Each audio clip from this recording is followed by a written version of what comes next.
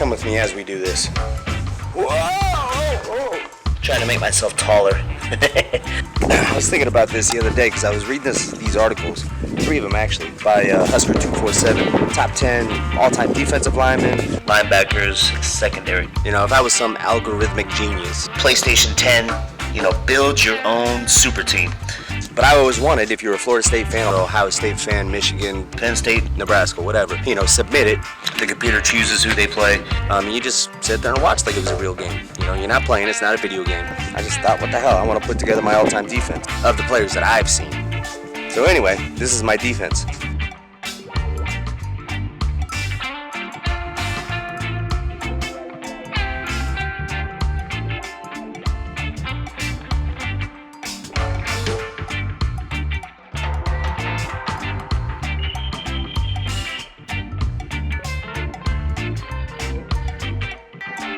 Now, it's definitely no surprise whatsoever. We want to talk about consistency, the exact mentality that you want out of any defensive player. Oh, his first name starts with a Grant.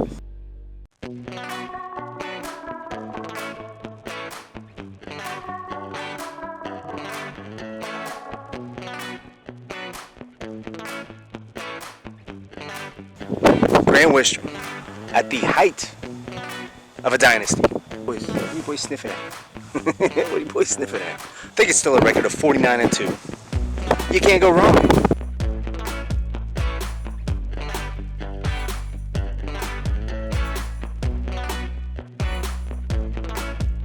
The best Nebraska defense I've ever seen. Anybody could have called this. From 94 to 97, legendary for his leadership and veracity. He was consistent. Did he ever have any injury issues? His credentials easily speak for themselves, okay? College Football Hall of Famer, or Hall of Fame member. He was the recipient of the Lombardi Award, recipient of the Bill Willis Award, consensus All-American, meaning everybody voted for him, in 96 and 97. All Big 12 All-Conference, 96, 97. Big 12 Defensive Player of the Year, 96, 97. That adrenaline motor is that of football Avenger characters, I'm telling you.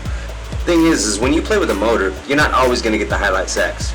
You don't see the pressures that often, and he was in guys' face on a regular basis. His ability to stay low to the ground and shed blockers, but he was strong. For a dude of his size, he shouldn't be able to just shuck off offensive tackles the way he did. But he made it look easy. Talking about a complete package, his ability against the run, that explosive first step. His first step was incredible.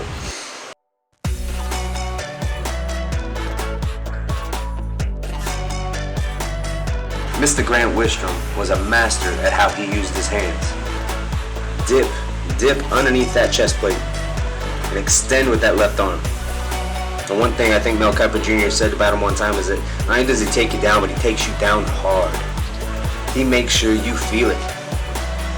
His most productive year in the pros would have been in year 2000 with the St. Louis Rams.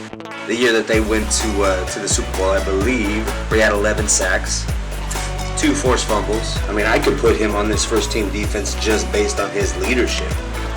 Leadership has many layers. By example, verbal, intimidation, all that jazz. Mr. Grant Wistrom, I think, was a total package in terms of being a leader. He believed, but also he could intimidate the hell out of you. Also, he led by example. And also, he was that same cat that would punch you in the face while simultaneously picking you up off the ground.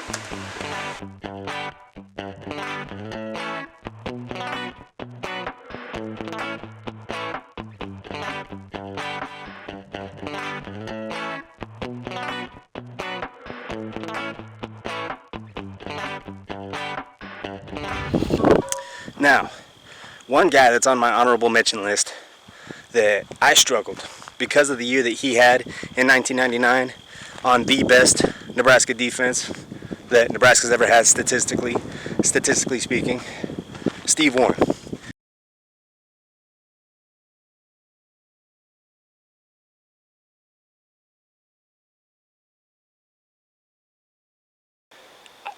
However, don't forget one thing. We're Nebraska. Just a pure intimidation, feisty fighter, want to fight you at every single play. This is what Jason Peters sets apart for me. Jason Peters is the epitome just being mean. But this is a defensive player that is arguably one of my favorites. Endless motor, intimidation, talking trash, mean as hell. He didn't put up crazy numbers, but his 97 season solidified the multitude of different reasons why he's just a beast. Not only did he play with intimidation, tenacity, aggression, endless motor. And I'm sorry, my boys on this defense, they got to have tenacity. They got to be mean. He's a 60 tackle guy. He had 15 tackles for loss. That's pretty ridiculous. Him and Wistrom, they led that 97 defense. I think they ended up being 5th in the nation in total defense. That's pretty salty. In that Orange Bowl, that Tennessee Orange Bowl, I think he recorded 7 tackles, 6 solo. He was a high draft pick and went to the Carolina Panthers, first rounder. He was the 14th pick. But he had major injury issues, and therefore, which actually led to, I guess, painkiller issues. He was pretty productive when he played. He just didn't get to play much until he inevitably had to retire. One thing, he's not necessarily a John Randall or a Warren Sapp that can pretty much run a 4.3 when you're 300 pounds. But one thing that guy was good at was leverage. You can tell he would have been a good MMA fighter and a good boxer, because he had extremely fast hands. And he does have a very explosive first step. Very explosive first step. And when you have already incredibly fast hands and are very good at dipping that shoulder, following your fast hands to get that leverage, that's why you have a consensus All-American right there. Now I'm probably going to surprise a few people with this one, but I'm not going to lie, I kind of chose this guy, mainly just because of what he did in the pros. There's no denying, he showed what he was capable of.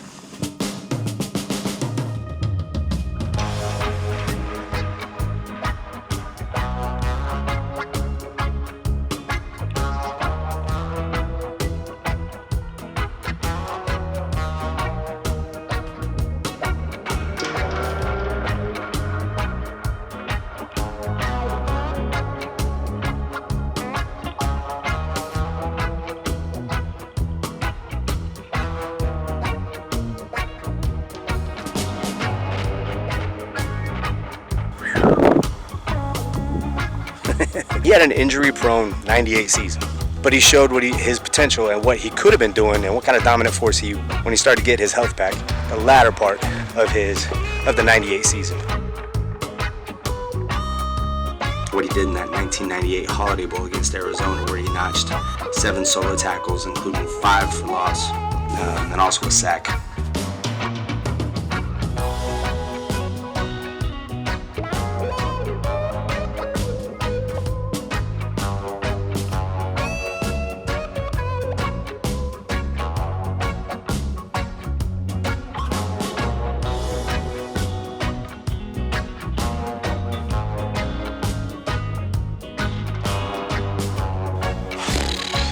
I'm going off of Mike Rucker because Did I say what this guy actually produced as a pro?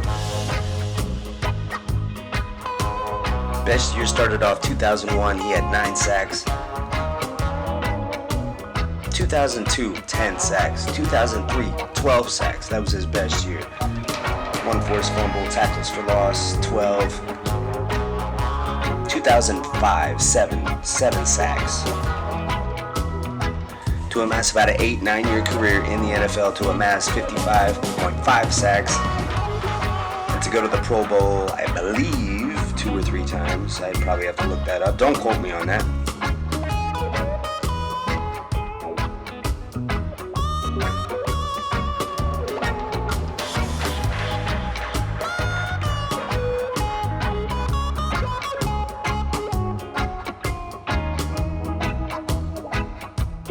now somebody's going to look at me and be like, dude, Mike Rucker, really? I'm sure there's some other guys that we could put in there. Randy Gregory, Adam Carricker, Jay Moore, Dante Jones. I mean, that 94 defense, beast. Plus, I just think his skill set would complement this D-line. Who would not love to see?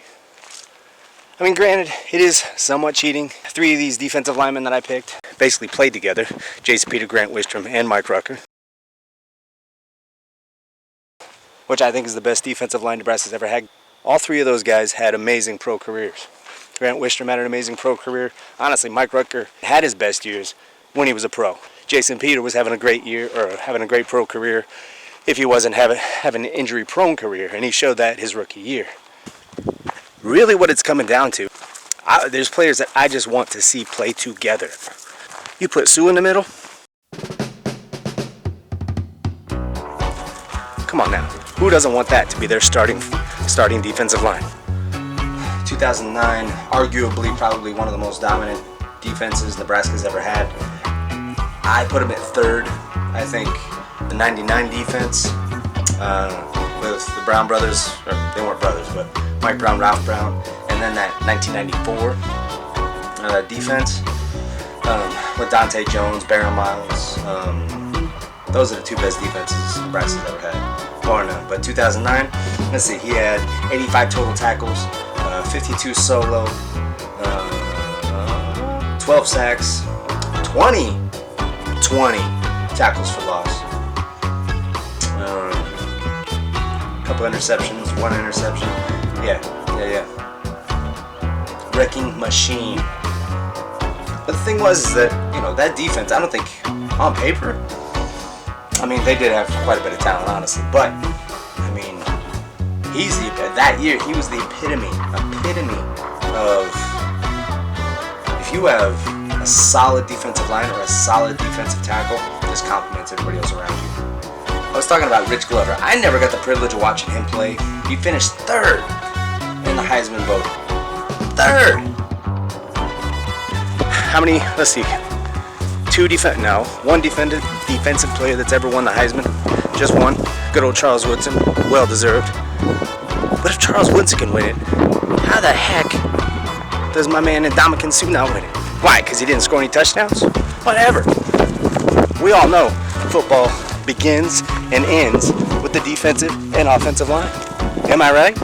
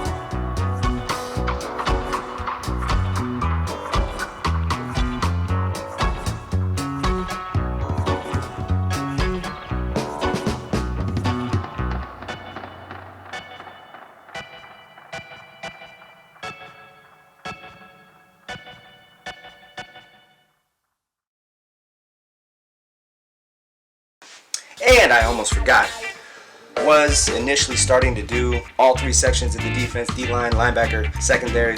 I was starting to do them all together, and then I was like, this is going to be a long video. So linebackers next, and then the secondary. But that's my starting 4, guys. Thanks, guys. Hit that like, hit that subscribe, all that silly stuff. Take care.